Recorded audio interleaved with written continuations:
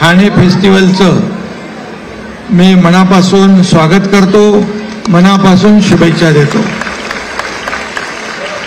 आणि आमचे सर्व रसिक प्रेक्षक लाडके ठाणेकर यांचे मनापासून मी अभिनंदन करतो। शेवटी ही सर्व कलावंत मंडळी आहे, संपूर्ण भारतभरातून आले, देशभरातून, आणि कलावंतांना दाद देणारा प्रेक्षक हा ठाण्यात आहे आणि म्हणून ठाणे शेवटी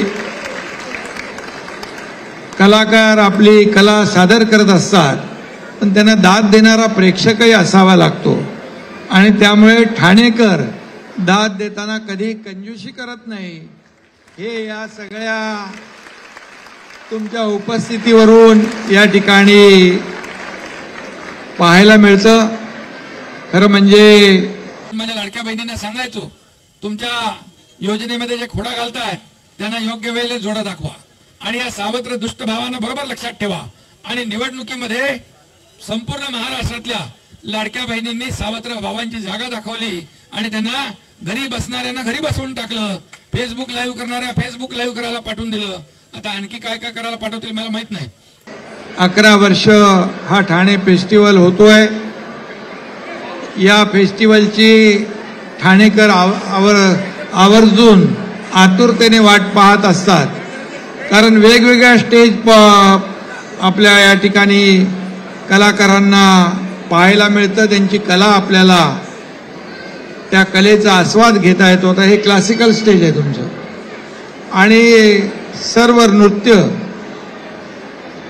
सगळ्या राज्यातले नृत्यविष्कार परदेशातून पण आलेले आहेत आणि मग ठाणं तिथं काय होणं, ठाणे आता आपल्या पुढे चाललंय, विकासात पण पुढे चाललंय, ठाणं बदलतंय आणि ठाण्यात आता पूर्वीचं ठाणं आपण पाहिलं, आता मेट्रो येते, इंटरनल मेट्रो येते, तलावांचं शहर आहे, हिरवळीचं शहर आहे, इकडे तलाव आहेत, इकडे येऊरचा हिरवागार डोंगर आहे, असं कुठं पाहायला मिळतं आपल्याला।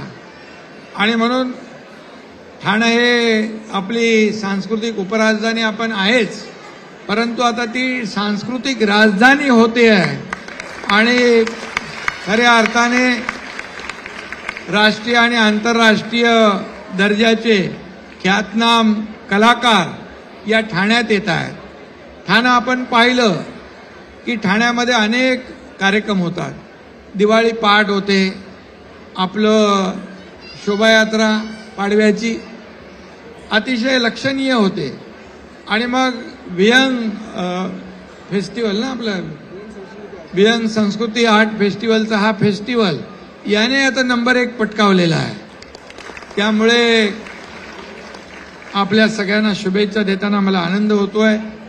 खरं म्हणजे मगाशी पाटणकर यांनी सांगितलं, 2.5 वर्ष या राज्यामध्ये महायुतीचं सरकार आणि सर्वसामान्यांच्या मनातलं सरकार म्हणून काम केलं। मला अभिमान आहे, आनंदही आहे की 2.5 वर्षात एवढे प्रकल्प आपण मार्गी लावले आणि एवढ्या लोकाभिमुख कल्याणकारी योजना केल्या, आतापर्यंतच्या इतिहासामध्ये कधीही झाल्या नव्हत्या, एवढ्या आपण योजना केल्या।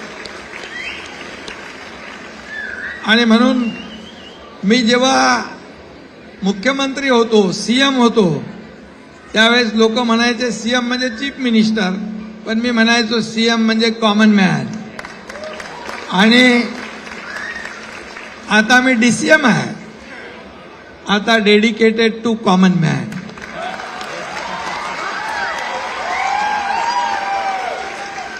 शेवटी मिळेल ती जबाबदारी प्रामाणिकपणे पार पाडणे आणि आपल्या पदाचा वापर या राज्यातल्या सर्वसामान्य लोकांना झाला पाहिजे, सर्व क्षेत्रातल्या लोकांना झाला पाहिजे, हाच अजेंडा घेऊन आम्ही काम करतोय। आता तर प्रताप सरनाईक राज्याचे परिवहन मंत्री आहेत, मी त्यांचंही मनापासून अभिनंदन करतो की 11 वर्ष आपण हा कार्यक्रम करताय आणि त्यांची खरं म्हणजे विकासाच्या मार्गावरची गाडी अशी जोरात होती, पण आता आणखी आता या सुसाट परिवहन सेवा आणि आता राज्यातल्या जनतेला देखील आरामदायी आणि चांगला सुसह्य आणि सुरक्षित प्रवास या ठिकाणी त्यांच्या खात्याच्या माध्यमातून या राज्यातल्या जनतेला होईल. कारण फक्त एसटीच नाही यांच्याकडे, कुठले कुठले आहे, शिवशाही आहे, सगळ्या गाड्या आहेत, खाजगी गाड्यांपासून सगळंच आहे. त्यामुळे